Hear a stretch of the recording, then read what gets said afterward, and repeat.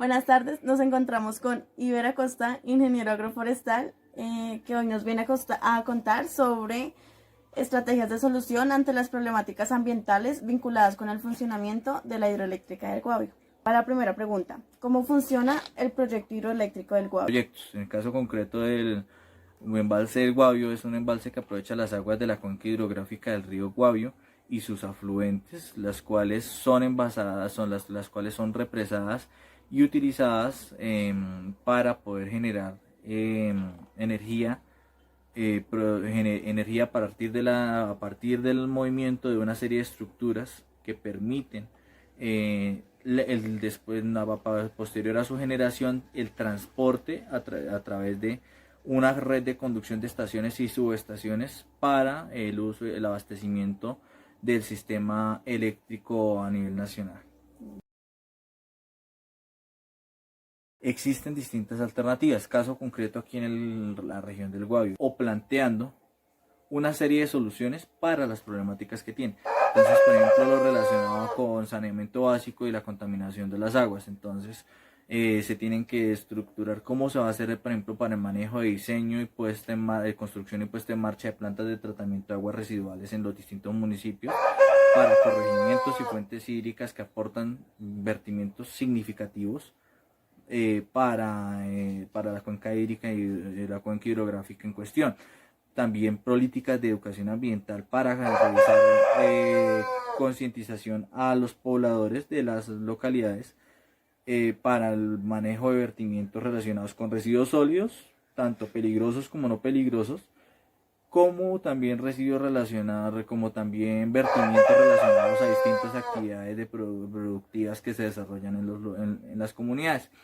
Todo esto se tiene que plantear desde el plan de desarrollo municipal, cómo maneja su parte de sus componentes de gestión ambiental dentro del desarrollo del municipio para los 4 años, el plan de acción institucional de la Corporación Autónoma Regional y cómo esto también se armoniza con el plan de gestión ambiental regional, plan de desarrollo y plan de desarrollo nacional y departamental. Entonces, de ahí salen todo eso, aparte de el plan de manejo ambiental que formula el desarrollador del proyecto de generación hidroeléctrica, que previamente ha presentado un plan de manejo para mitigar, contener o darle manejo para a los distintos impactos que identifica se van o se han desarrollado o se están generando productos del mismo proyecto que está desarrollando. Bueno, sabemos que en la creación de la represa hubieron múltiples afectados por eventos de remoción de masa, migración de especies, producto de la alteración de los ecosistemas, problemáticas sociales relacionadas con la emigración de las poblaciones. ¿Cómo se maneja la reubicación de las familias y especies afectadas en la creación y puesta en marcha del proyecto hidroeléctrico? Bueno, ahí entran nuevamente múltiples actores a participar, pero principalmente se involucra en este caso el proponente o el desarrollador del proyecto y las entidades territoriales locales. Entonces, el generador de proyecto presenta su licencia ambiental, realiza la solicitud de su licencia ambiental para operar y desarrollar el proyecto y ahí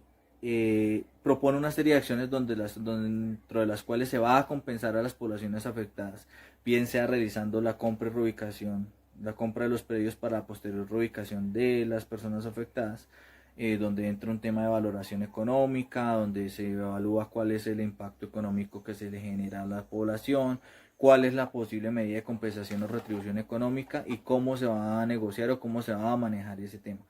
Está el tema de la parte de nivel de gestión ambiental de las actividades que ellos proponen dentro del operador del proyecto,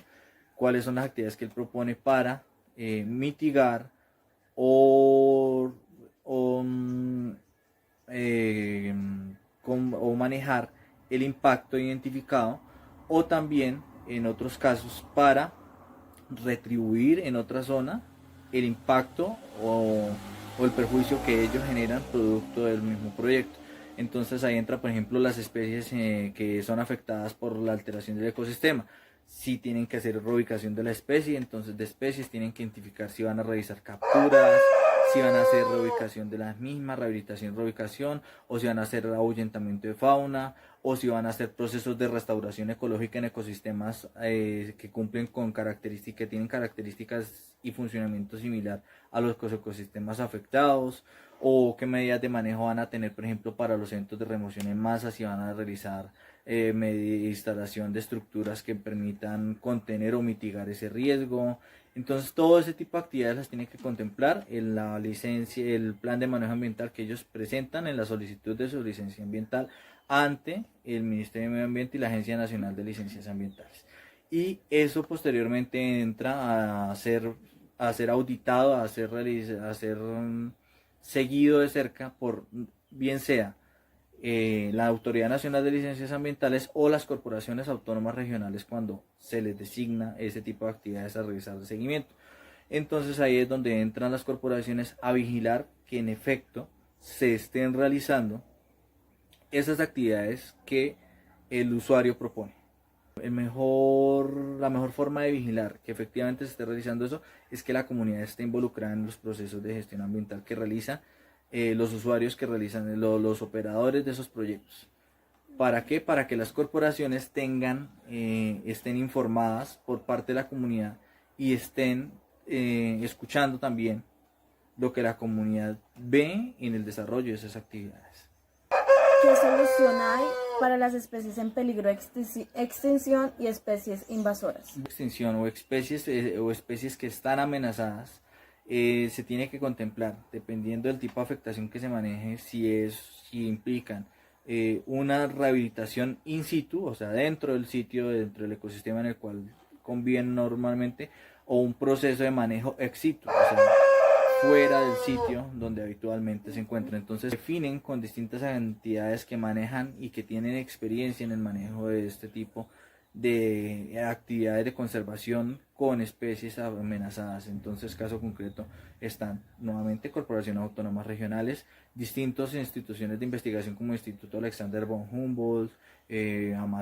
la Amazonía colombiana, el SINCHI y demás, que tienen experiencia en labores de conservación y entran a trabajar de la mano también con distintos actores públicos y privados y se formulan esos planes de conservación dentro del sitio, dentro del hábitat de la especie, una serie de estudios y caracterizaciones de la especie invasora y la forma como se desenvuelve dentro del ecosistema que está afectando y la forma como lo está afectando. Entonces todo eso se realiza una serie de estudios para caracterizarlo y se formulan las distintas acciones que mejor se adaptan al manejo de esa problemática en específico. Ok, muchísimas gracias, Iber.